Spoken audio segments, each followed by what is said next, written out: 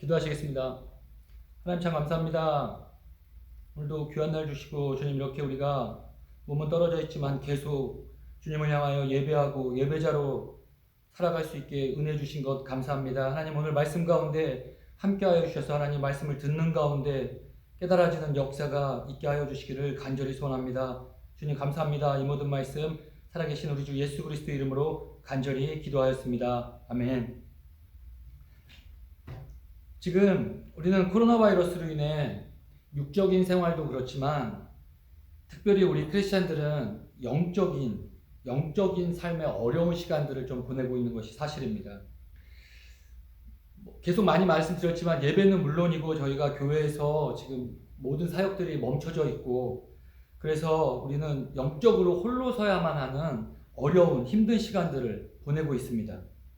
하지만 우리는 이 일을 주관하고 계시는 분이 하나님이신 것을 분명히 알고 믿기에 이 시간을 통하여 우리가 하나님의 뜻을 분별해 나가고 또한 우리와 하나님, 개인과 나와 하나님의 관계를 다시 한번 돌아보며 우리의 믿음이 더욱더 성숙해지는 시간이 되어야 될 줄로 믿습니다. 그래서 이 사태가 진정되고 우리가 다시 교회의 일상으로 돌아왔을 때, 모였을 때 우리는 더욱더 영적으로 성숙한 모습으로 변화되어 있기를 간절히 주님의 이름으로 기도합니다. 그래서 오늘 말씀은 믿음에 관한 말씀입니다. 야고보 사도가 믿음에 관하여 우리에게 그 가르침을 주시고 계시는 말씀입니다. 같이 말씀을 보도록 하겠습니다. 야고보서 2장 14절부터 20절까지 말씀입니다. 야고보서 2장 14절부터 20절입니다. 제가 읽겠습니다. 나의 형제자매 여러분, 누가 믿음이 있다고 말하면서도 행함이 없으면 무슨 소용이 있겠습니까? 그런 믿음이 그를 구원할 수 있겠습니까? 어떤 형제나 자매가 헐벗고 그날 먹을 것조차 없는데 여러분 가운데서 누가 그들에게 말하기를 평안히 가서 몸을 따뜻하게 하고 배부르게 먹으십시오 하면서 말만 하고 몸에 필요한 것들을 주지 않는다고 하면 무슨 소용이 있겠습니까? 이와 같이 믿음에 행함이 따르지 않으면 그 자체만으로 죽은 것입니다. 어떤 사람은 이렇게 말할 것입니다. 너에게는 믿음이 있고 나에게는 행함이 있다. 행함이 없는 너의 믿음을 나에게 보여라. 그리하면 나는 행함으로 나의 믿음을 너에게 보이겠다. 그대는 하나님께서 한 분이심을 믿고 있습니다. 잘하는 일입니다. 그런데 귀신들도 그렇게 믿고 떱니다. 아, 어리석은 사람이여, 그대는 행함이 없는 믿음은 쓸모가 없다는 것을 알고 싶습니까? 아멘. 우리 크리스찬들은 믿음은 능력이라는 말을 자주 합니다. 예수님께서도 믿는 자에게는 능치 못함이 없다라고 말씀하셨습니다. 결국 믿음은 무언가를 가능케 하는 힘이라는 것을 말합니다. 믿음은 우리 인간들로 하여 무언가를 가능케 하는 능력인데 그중 가장 핵심이 되는 능력이 바로 구원을 이뤄내는 능력이라는 것을 우리가 잘 알고 있습니다. 오늘 말씀에서 야고보 사도는 그 능력, 믿음에 있어서 두 가지 종류가 있다라고 말합니다. 첫 번째는 구원에 이르게 하는 능력의 믿음이 있고 두 번째는 구원에 이르지 못하게 하는 믿음이 있다라고 말씀합니다. 요한복음 2장 23절에 보면 이렇게 말씀합니다. 예수께서 유월절에 예루살렘에 계시는 동안에 많은 사람이 그가 행하시는 표적을 보고 믿었다. 그러나 예수께서는 모든 사람을 알고 계심으로 그들에게 몸을 맡기지 않으셨다.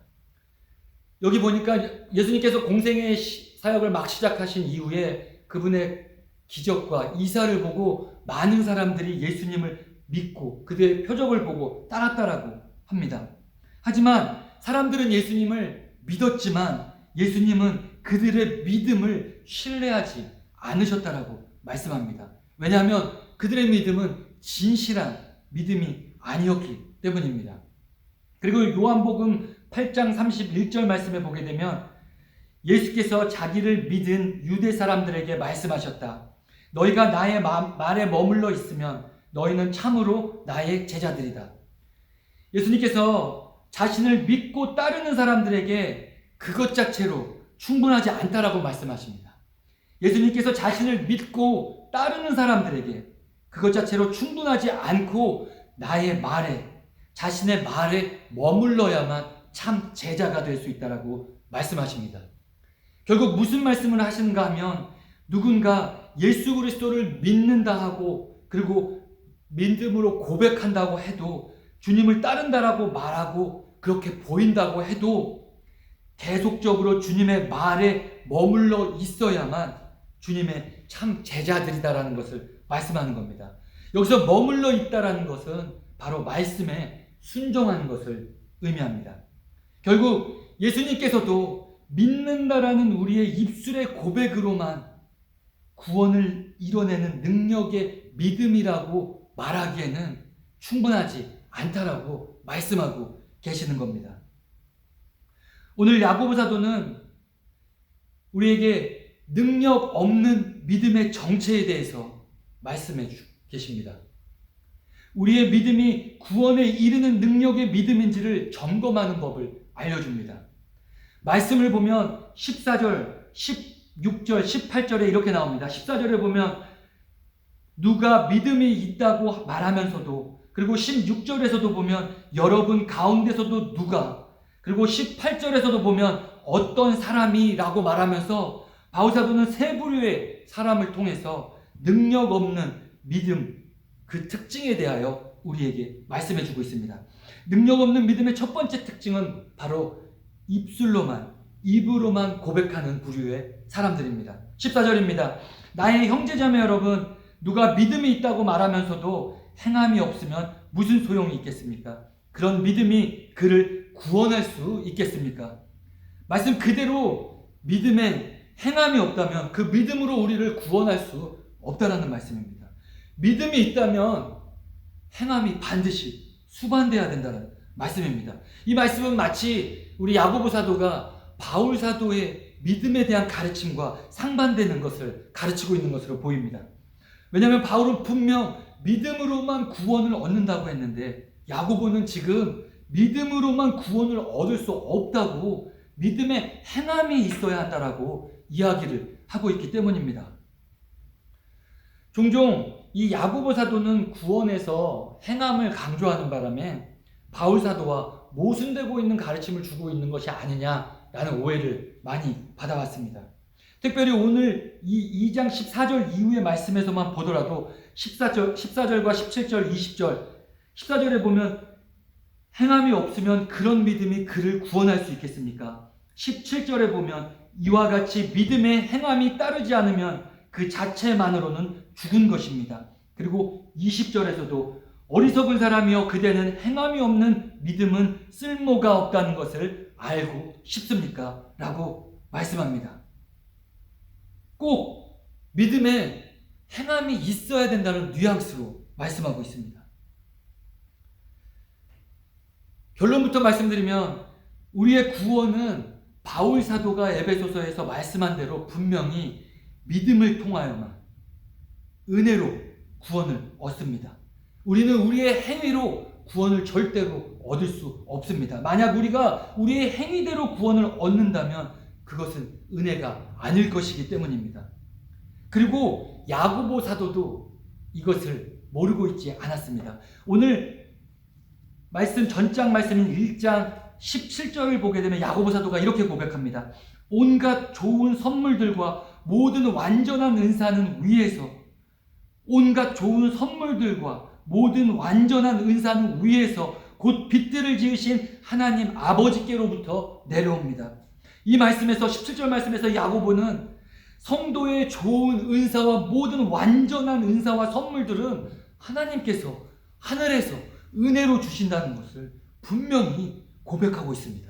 결국 성령의 믿음을 포함한 많은 성령의 은사들, 열매들은 하늘에서 하나님께서 은혜로 주신다는 것을 야고보 사도는 고백하고 있는 겁니다. 야고보 사도는 바울 사도와 마찬가지로 믿음은 구원을 이루는 데 있어서는 행위로 되지 않고 하나님께서 은혜로만 가능하게 하신다는 것을 밝히고 있다는 겁니다.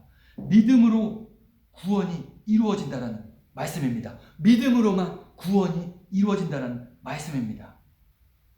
그런데 재밌게도 믿음으로만 구원을 이룬다라는 말을 했던 바울사도 또한 다른 서신서에 보면 믿음의 행함에 따라야 한다라는 것을 또한 이야기하고 있는 것을 우리는 종종 발견합니다. 로마서 2장 6절과 7절에 보게 되면 바울사도가 이렇게 이야기합니다. 하나님께서는 각 사람에게 그가 행한 대로 갚아주실 것입니다. 참으면서 선한 일을 하여 영광과 존귀와 불멸의 것을 구하는 사람에겐 영원한 생명을 주시고, 이 2장 6절 7절 말씀은 심판날에 우리가 심판대에 서게 되는데, 하나님 앞에 서게 되는데 무엇으로 심판을 받는가 하니 우리가 살아오며 행한 대로, 하나님께서는 각 사람에게 그가 행한 대로 갚아주실 것입니다. 우리의 행한 대로 우리가 심판받게 될 거라고 야고보 사도와 같이 우리의 행위가 구원에 있어서, 믿음에 있어서 중요하다라고 이야기하고 있다라는 말씀입니다. 디도서 2장 16절 말씀도 보시면 이렇게 이야기합니다. 그들은 입으로는 하나님을 안다고 말하지만 행동으로는 부인하고 있습니다. 바울사도는 이 말씀에서도 어떤 사람들이 하나님을 안다고 입술로는 고백하지만 행동으로는 부인하고 있다라고 말합니다. 결국 바울사도 또한 믿음이 있다라고 말하는 사람들에게 행함이 따라야 하는 것을 이야기하고 있다라는 말씀입니다. 바울사도 또한 야고보 사도와 마찬가지로 믿음이 있는 자들에게, 믿음을 고백하는 자들에게 행함이 중요하다라고 동일한 메시지를 다른 서신서에서 주고 있다는 말씀입니다. 그럼에도 야고보 사도와 바울 사도가 서로 상반되는 가르침을 주고 있는 것처럼 보이는 이유는 우리가 1세기 유대인들의 복음에 대한 반응을 알아볼 때 그 이유를 찾아낼 수 있습니다. 처음에 1세기에 복음이 막 전파되기 시작했을 때, 그 은혜의 복음이 막 유대인들에게 전파되기 시작했을 때 두 가지 중요한 반응들을 유대인들은 보였습니다. 첫 번째는 어떻게 믿음으로만 의를 이룰 수 있겠냐. 우리가 배웠던 모세 오경을 보면 행위를 이렇게 가르치고 있는데 어떻게 믿음으로만 의를 이룰 수 있겠느냐. 그것으로는 충분하지 않다. 하나님 앞에서 우리가 거룩한 자가 되기 위해서는 우리가 율법을 지키는 노력을 해야 한다라고 생각한 부류가 있었습니다. 우리는 이러한 부류들을 율법주의자라고 이야기합니다. 그래서 사도 바울은 그것에 대해 그렇지 않다라고 부단히 로마서와 갈라디아서를 통해 증거하고 있습니다. 우리는 율법의 행위로 구원을 받지 않습니다. 그리고 또 하나의 오해는 율법에 막 눌려왔던 유대인들이 복음을 듣자, 은혜의 복음을 듣자 믿음으로만 구원을 받는다. 행위는 약간 중요하지 않아. 이러한 복음을 듣자 이제는 내 마음대로 살아도 되겠구나. 율법에서 나는 이제 자유로워졌어. 이제 내가 하고 싶은 대로 살고 하나님을 알고 믿으면 된다라고 생각하게 되었다는 것입니다. 이들은 복음을 오해했습니다. 행위는 구원과 상관없으니 마음대로 행하며 내 마음대로 살아도 된다고 방종한 생활들을 해왔던 것입니다. 이 부류의 사람들을 우리는 도덕률 폐기론자들이라고 말합니다. 오늘날 이 신앙인들의 모습을 보면 이 율법주의자들과 도덕률 폐기론자들을 이 양극단이라고 하면 이 중간에서 이렇게 좀 왔다 갔다 하는 것을 보게 되는데, 제 생각에는 우리 청년들은, 그리고 특별히 지금 시대의 복음을 이미 들은 사람들은 도덕률 폐기론자 쪽에 믿음이면 다 돼. 나는 믿음으로 구원받았으니 나의 행위는 중요하지 않아 라고 생각하는, 자기 합리화하는 이 도덕률 폐기론자들 쪽에 좀 더 가까운 신앙생활을 하고 있는 것을 좀 보게 되는 것 같습니다. 이 두 사도가, 바울과 야고보가 마치 다른 가르침을 주고 있는 것처럼 보이는 이유는 바로 신약 성경에서 바울 사도는 그 율법주의자들, 이쪽에 서 있는 율법주의자들과 싸우고 있었고, 야고보 사도는 반대쪽으로 도덕률 폐기론자들과 서로 다른 대상들과 싸우며 말씀을 가르치고 있었기 때문에 이들의 가르침이 약간 상반돼 보였다라는 말씀입니다. 그래서 이들의 가르침이 마치 다르게 보이지만 결국 이 두 사도의 가르침의 핵심의 포인트는 은혜로 구원을 이룬다. 믿음으로만 구원을 이룬다. 그리고 행동이 뒷받침돼야 된다라는 것에 전혀 다름이 없다라는 말씀입니다. 야고보와 바울사도가 이야기하는 이 믿음의 행함이 있어야 한다는 것은, 왜냐하면 우리가 하고 있는 행동들, 우리가 살아가며 취하고 있는 그 행동들이 우리의 마음에 무엇이 들어있는지를 드러내준다라고, 우리가 무슨 생각으로 살아가는지를 드러내준다고, 우리의 가치관과 우리의 세계관을 드러내준다고, 우리의 자아가 어떤 자아인지를 드러내주는 증거가 되기 때문에, 우리의 믿음의 고백의 진실성의 여부를 드러내주기 때문에 믿음에서 행함은 따로 떨어져서 생각할 수 없다는 말씀입니다. 이것은 예수님께서도 마태복음에서 5장 16절, 마태복음 7장, 요한복음 15장에서 열매를 보고 그것을 안다라고, 겉을 보고 속을 알 수 있다라고 분명히 말씀하셨다는 겁니다. 행위를 보고 그 사람의 믿음을, 구원에 이르는 믿음이 있는지를 확인할 수 있다고 예수님께서도 말씀하셨다는 사실입니다. 결국 14절에서 야고보 사도가 말하고 있는 것은, 우리가 믿음이 있다라고 말할 때, 고백할 때 우리의 믿음과 행함은 inseparable하다고, 따로 떨어뜨려서 절대로 생각해서는 안 된다라고 말하고 있는 겁니다. 야고보는 행함이 구원에 이르게 하는, 행함 자체가 구원을 가능케 하는 주체적인 능력이 된다라고 말하고 있지 않습니다. 사도가 이야기하는 것은 구원에 이르게 하는 주체적인 능력은 바로 그 믿음인데, 그 믿음이 구원에 이르게 하는 능력의 믿음이라면 불가피하게, 그리고 반드시 그 믿음의 고백에 따른 행함이 따라올 수밖에 없다라는 것을 증거하고 있는 것입니다. 우리가 성령으로 거듭난 사람들이라면, 그 진실되게 우리가 그 거듭남의 역사가 하늘로부터 온 성령으로 거듭나서 우리의 입술로 예수 그리스도를 구주로 고백했다면, 우리는 새로운 자아를 입었고 새로운 피조물이 되었고, 그렇다면 우리에게는 새로운 생각과 그리고 그에 따른 삶의 변화, 즉 삶의 다른 행동들, 전과는 다른 행동들이 수반될 수밖에 없다라는 것을 말씀하고 있습니다. 그래서 능력의 믿음은 입술로만 고백하는 믿음이 아니라 행함이 반드시 있어야 하는 고백이라고 14절에서 야고보 사도가 말씀하고 있습니다. 그리고 능력 없는 믿음의 두 번째 특징은 머리로만, 입술로만 긍휼을, 사랑을 보이는 부류의 사람들입니다.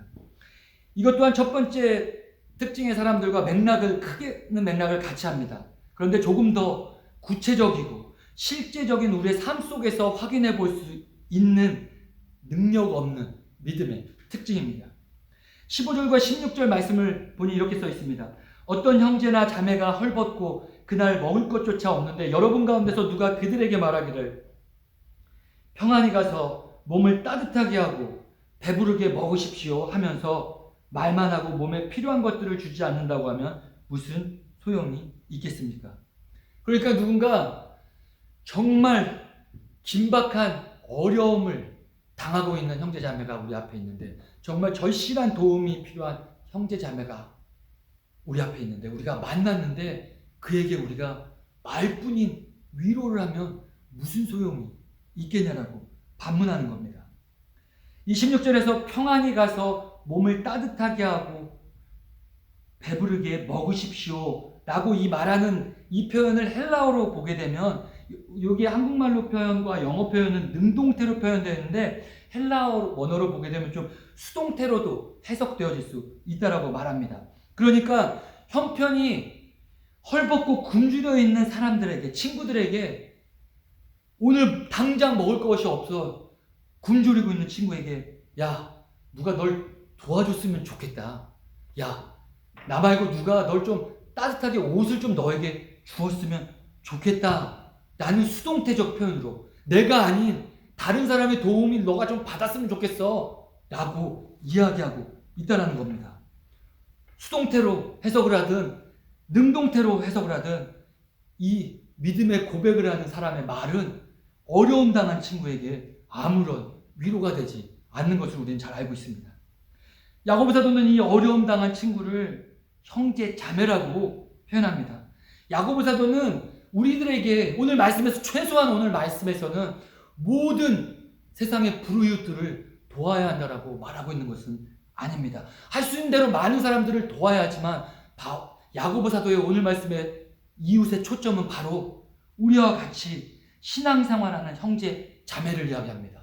그들의 어려움을 보고도 그리고 듣고도 그리고 알고도 그들을 향해 안타까운 마음으로 말만 하고 그들을 실제적으로 돕지 않는다면 우리가 하나님을 믿는다고 하는 이 고백이, 이 믿음이 무슨 소용이 있겠냐는 겁니다.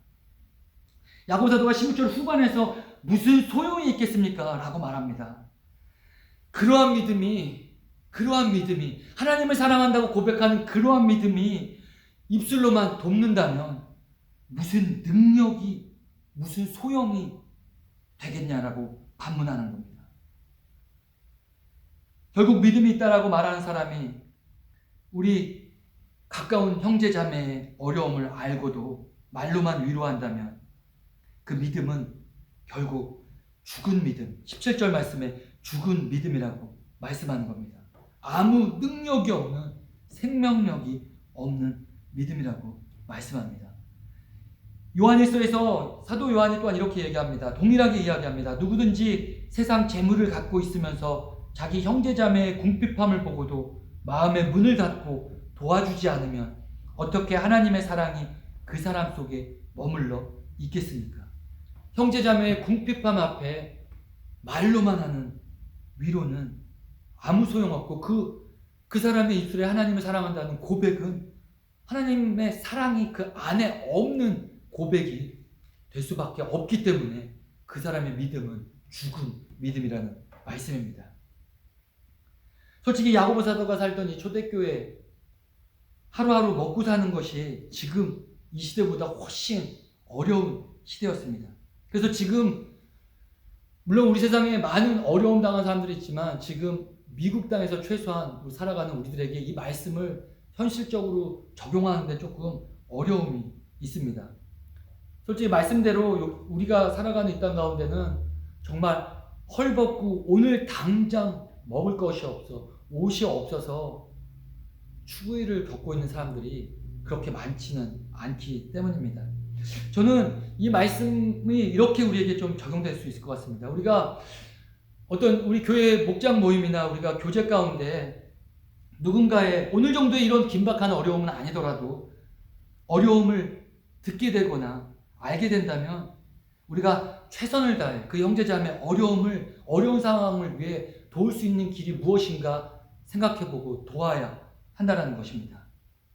그리고 그 어려운 문제가 나의 능력 밖에 있는 일일 때 내가 그 형제자매의 어려움 앞에서 아무것도 해줄 수 있는 것이 없을 때 우리는 오늘 16절의 말씀처럼 그냥 영혼 없는 말로 야, 잘 됐으면 좋겠다. 야, 진짜 잘 풀렸으면 좋겠어. 라고만 위로의 말로 끝낼 것이 아니라 시간을 내어서 우리가 그 문제를 위해 기도해 준다면 우리가 그 형제자매의 어려움이 해결되기를 하나님 앞에 간절히 기도한다면 우리는 그 일을 실질적으로는 도울 수 없지만 하나님의 손을 통해 그 일을 도울 수 있게 된다는 말씀입니다.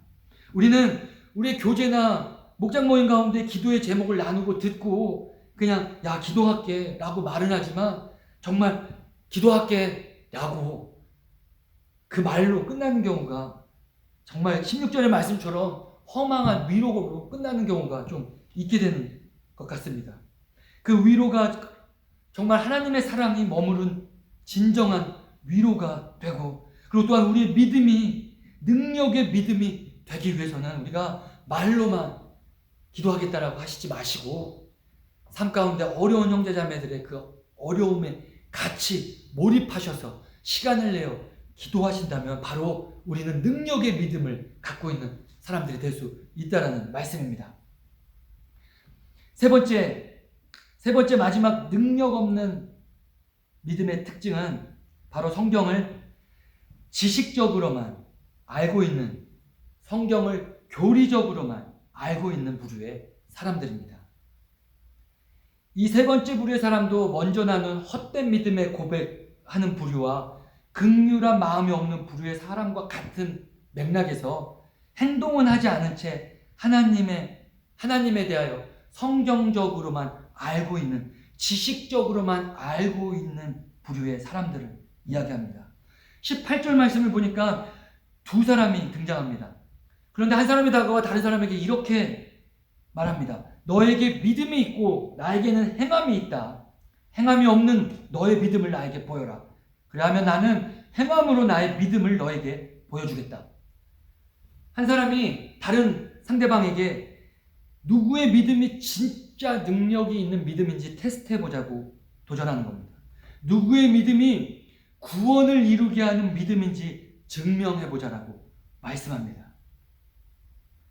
한쪽 편에 있는 사람이 그러자 이렇게 이야기하는 것 같습니다. 나에게는 성경적 지식이 있다.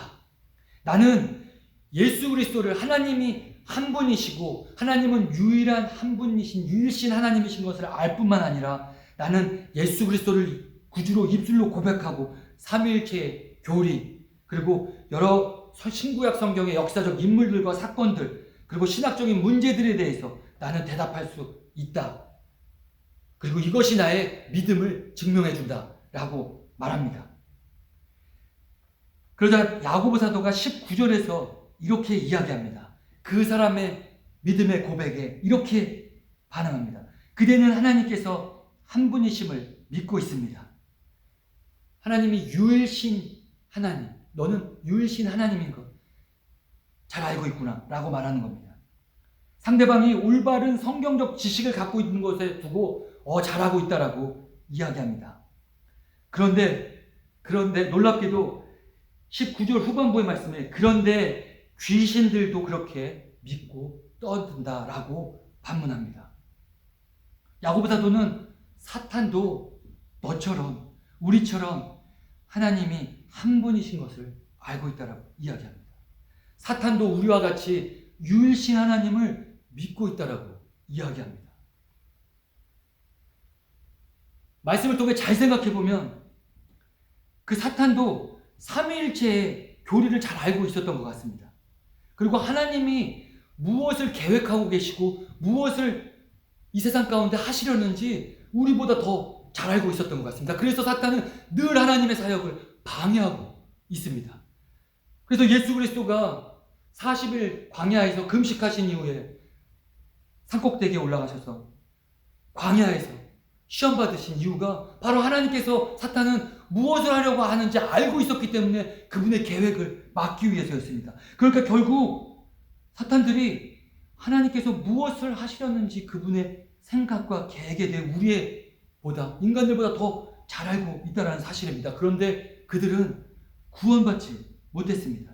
그들은 우리보다 어쩌면 하나님에 대한 더 많은 지식을 갖고 있었는데 구원받지 못했습니다. 성경 지식으로만 보면 사탄은 위대한 신학자가 될 수 있었는데, 신학자인데 그들은 구원받지 못했습니다. 우리에게 많은 성경 지식이 있습니다. 그리고 어떨 때는 그것이 우리의 믿음을, 지금 오늘 18절 말씀 나오는 사람처럼 그것이 우리의 믿음을 증명해 줄 수 있을 것이라고 생각합니다. 우리 또한 하나님이 한 분인 것을 알고 있고 예수 그리스도께서 우리를 위하여 죽으시고 3일 만에 부활하셨다는 것, 사도신경을 알고 있고 주기도문을 알고 있고, 그리고 또한 여러 가지 많은 성경적인 지식들과 많은 역사적인 사건들을 알고, 심지어 우리는 성경 구절들도 많이 외우고 있습니다. 하지만 이것으로 멈추게 된다면 사탄이 하나님을 아는 것과 별반 다를 것이 없다라는 것이 야고보 사도의 이야기입니다. 만약 우리가 하나님에 대해서 아는 것 자체, 하나님에 대한 성경적 지식을 소유한 것 자체가 구원에 이르는 믿음을 증명할 수 있다면 사탄의 믿음 또한 사탄을 구원했어야만 했다라는 사실입니다. 게다가 19절의 말씀을 보니 사탄은 하나님이 어떠한 분이신지를 알고 있었을 뿐만 아니라 무서워서 떨기까지 했다라고 이야기합니다. 로마서 3장 18절 말씀해 보면요, 바울 사도는 우리 인간들이 하나님이 살아계심을 알고도 그 하나님을 바라보고 두려워하지 않고 그 거룩하신 하나님의 임재 앞에서 우리가 떨지 않고 그분을 경외하지 않는 것을 지적하며 이야기합니다. 하지만 오늘 이 말씀에 사탄을 보니 그 하나님에 대해 잘 알고 있을 뿐만 아니라 그분의 임재 앞에 우리보다 훨씬 더 두려워 떨기까지도 한다는 겁니다. 결국 야고보 사도는 사탄은 우리보다 하나님에 대해 지식적으로 많이 알고 있고 감정적으로도 하나님을 향해 우리가 보이는 반응보다 감정보다 훨씬 더 올바른 반응을, 감정을 보인다는 말씀입니다. 그렇지만 그들은 구원받지 못했다라는 사실입니다. 결국 우리가 하나님을 성경적인 지식으로만 알고 있는 그 자체를 믿음이 있다라는데 절대 믿음이 있다라고 말할 수 있는 근거가 되지 않는다라는 말씀입니다. 지식으로 감정적으로 하나님을 아는, 성경을 통해 하나님을 아는 것을 믿음이 구원에 이르는 믿음이 있다라고 한다면 사탄 또한 하나님의 자녀가 됐어야 했기 때문입니다. 그래서 야고보 사도는 20절에서 어리석은 사람이여 그대는 행함이 없는 믿음은 쓸모가 없다는 것을 알고 싶습니까? 라고 말하는 이유입니다. 거듭 말씀드리지만 야고보 사도는 행위로 구원에 이를 수 있다라고 말하고 있지 않습니다. 바울 사도와 절대로 다른 복음을 증거하고 있지 않습니다. 구원은 은혜를 통하여 믿음으로만 이루어진다라는 것에 절대로 반박하고 있지 않습니다. 하지만 야고보 사도의 포인트는 믿음을 이야기하며 그 믿음이 정말 구원에 이르는 능력의 믿음이라면 그로 인해 나타나는 선한 행위가 반드시 있을 수밖에 없음을 이야기하고 있는 겁니다. 왜냐하면 믿음은 무언가를 가능케 하는 능력이기 때문에 그렇습니다. 신앙생활을 해보니까 우리 신앙생활 가운데 분명 믿음의 열매가 그 행함들이 늘 수반되지 않고 좀 믿음의 열매들이 잘 맺히지 않는 시절들이 분명히 있습니다. 그렇지만 우리가 하루하루 스트러글 하지만 우리의 믿음의 생활에 어떤 코스를 바라보게 될 때 일주일, 한 달, 1년, 3년, 5년 이 긴 시간을 우리가 만약에 바라보게 될 때 그때는 어떤 믿음으로 인한 열매들이 맺혀 있어야만 한다는 것을 야고보 사도는 이야기하고 있다라는 말씀입니다. 이번 한 주간 저희 청년부 형제자매들 특별히 각자의 믿음을, 이 말씀을 묵상하시면서 믿음을 좀 돌아보시기를 원합니다. 우리가 너무나도 이제 문화처럼 돼버린 이 기독교, 예수 그리스도의 말씀, 그리고 주님을 안다는 것, 이것이 이제는 문화가 돼서 그냥 나에게 아무런 거리낌 없이 받아들여지고 있지는 않은지, 내 삶 속에 그리스도의 말씀이, 그리스도의 성품이, 그리스도의 인격이 나를 어떻게 변화시키고 있는지, 나의 믿음의 입술의 고백은 능력의 고백인지, 삶 속에서 그 말씀의 행함으로 연결되고 있는지, 내가 이웃을 사랑하는 실질적인 믿음의 어떤 그런 생활들을 해나가고 있는지, 그리고 나의 성경적 이 지식들이 나의 삶 속에서는 도대체 어떠한 능력으로 나타나고 있는지를 좀 한번 이번 한 주간 돌아보시고 다시 그 믿음의 능력을 회복하시는 저와 우리 사랑하는 청년 형제자매 여러분 되시기를 주님의 이름으로 간절히 기도합니다. 같이 기도하시겠습니다. 하나님 참 감사합니다. 하나님, 믿음은 능력입니다. 하나님, 믿음은 능력입니다. 하나님, 믿음은 능력입니다. 하나님, 우리의 삶 안에 믿음이 능력되게 하여 주시기를 간절히 소원합니다. 이 모든 말씀 살아계신 우리 주 예수 그리스도의 이름으로 간절히 기도하였습니다. 아멘.